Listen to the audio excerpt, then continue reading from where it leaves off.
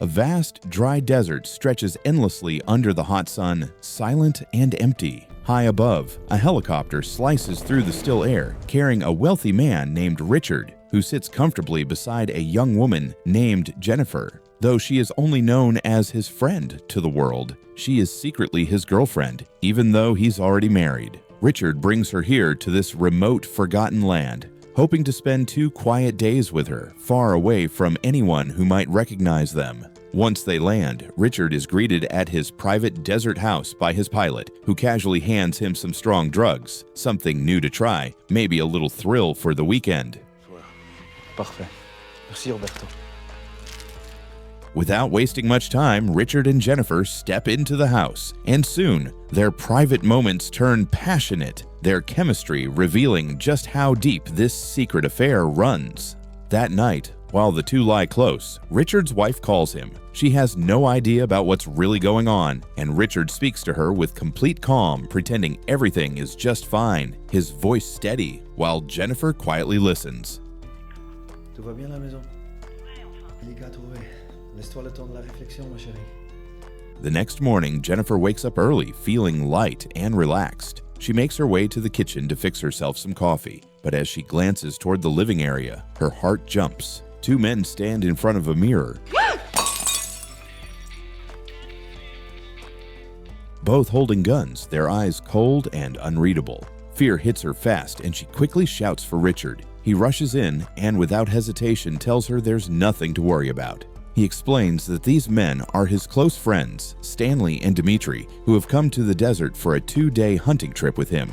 Although Richard speaks with confidence, Jennifer doesn't feel at ease. Stanley's eyes follow her too closely, his stare bold and unsettling, making her skin crawl, so she quietly walks back to her room, trying to escape his gaze.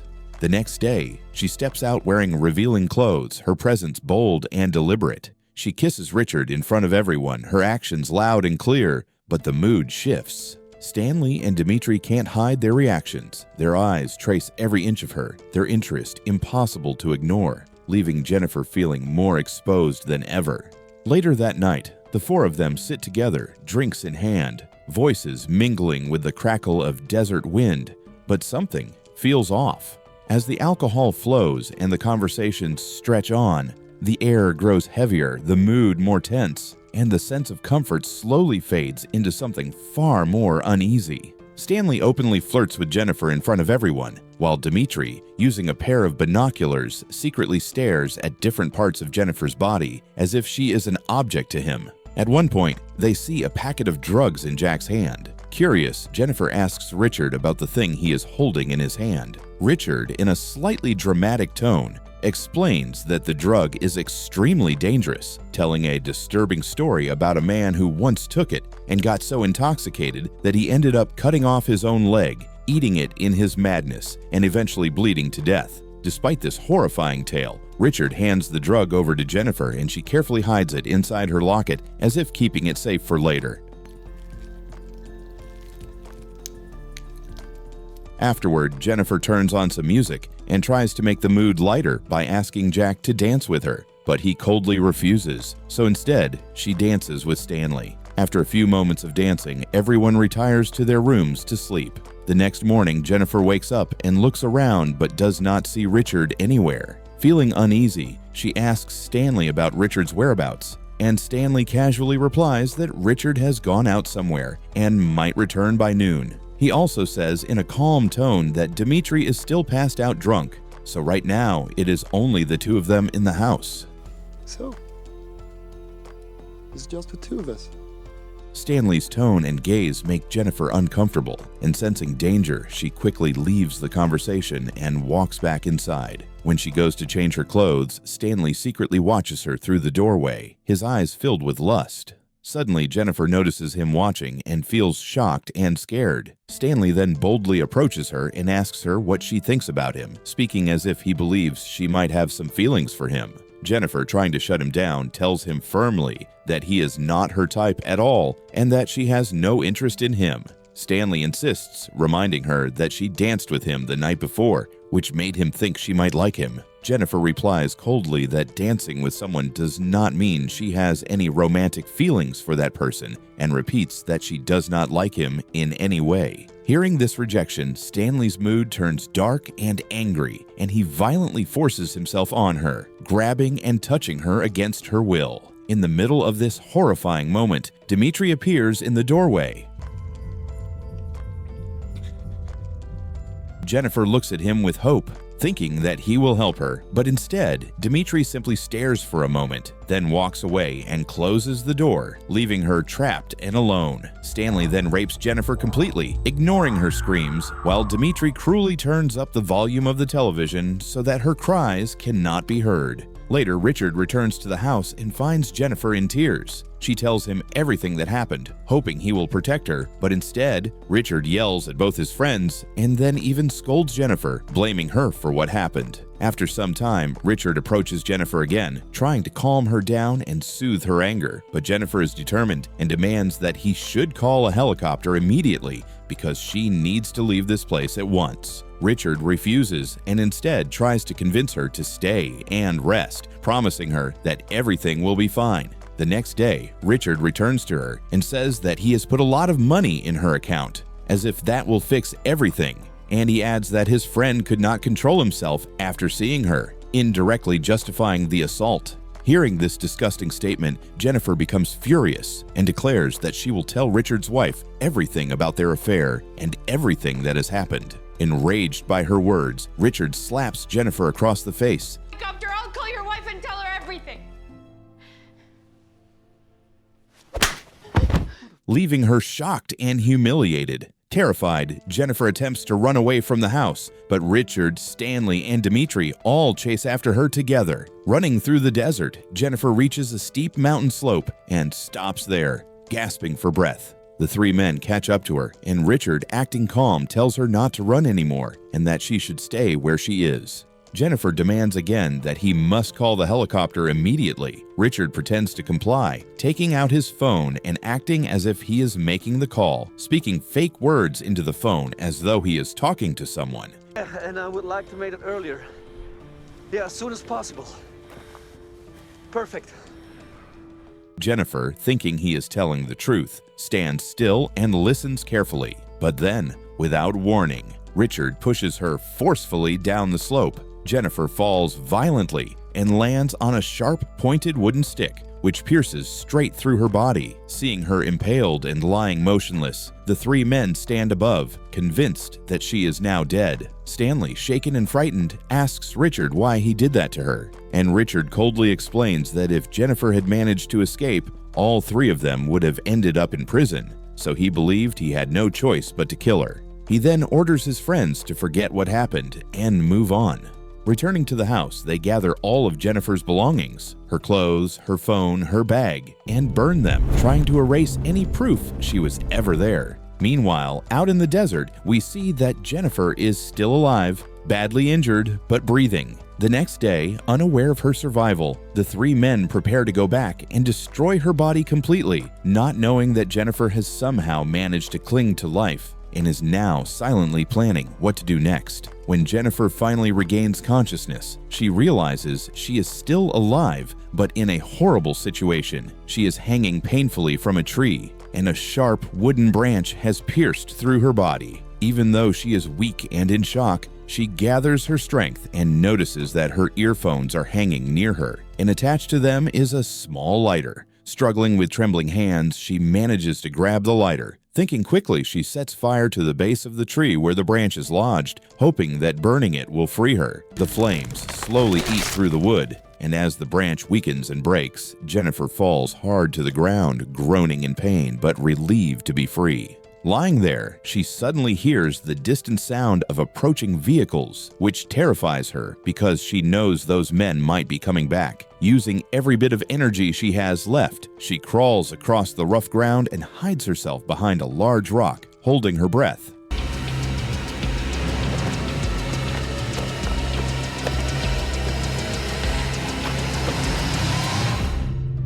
Moments later, Richard, Stanley, and Dimitri arrive at the very place where she was injured. When they see that her body is no longer there, panic spreads among them.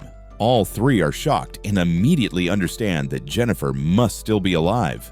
Their faces show fear because they realize she could expose them, and they quickly begin a desperate search.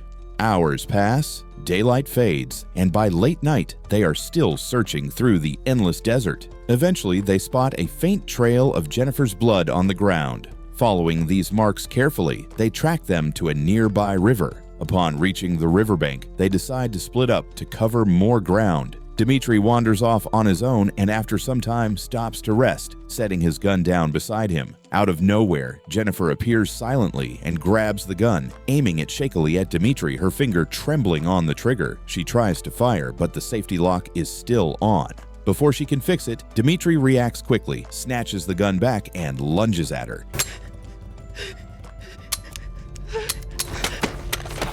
He drags her into the water, trying to drown her in a frenzy. But in the struggle, his knife slips from his belt, and Jennifer's hand finds it. With a sudden surge of strength, she stabs Dimitri with the knife, striking him fatally in the eye. Dimitri lets out a terrible scream as his life slips away, and his body falls limp in the water. Jennifer, breathing heavily and shaking, pulls the bloody knife from his eye and keeps it. She then takes his gun, his motorcycle, and whatever supplies she can find, escaping the area to seek safety. Eventually, she stumbles upon a cave deep in the desert. Inside the cave, she lights a small fire to keep warm and begins to check through Dimitri's bag. Among his belongings, she discovers a beer can, which she drinks greedily, desperate for relief. Her stomach wound throbs with unbearable pain, so she remembers the drug Richard once gave her and had hidden in her locket. She swallows the drug, and soon a calming numbness spreads through her body, dulling the agony. Summoning all her courage, she carefully removes the piece of wood lodged in her stomach. To stop the bleeding, she heats the knife in the fire until it glows red hot, then presses it against the wound, cauterizing it while she screams through gritted teeth. Exhausted, she collapses and sleeps. By morning, Stanley wanders to the river to wash his face, only to see Dimitri's lifeless body floating there. Horrified, he stumbles backward, heart racing, and soon Richard arrives.